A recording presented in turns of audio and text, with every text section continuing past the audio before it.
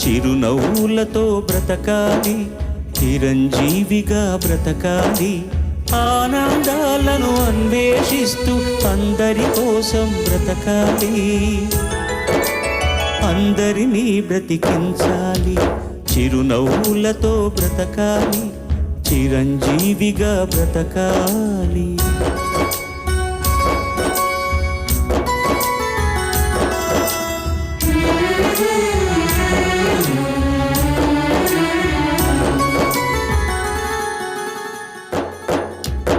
ఎగిరే పక్షి రెక్కకు సహజం ఎగిరే లక్షణం, వదిలేస్తుంది నిన్నటి గూటిని వదిలే ఆ క్షణం.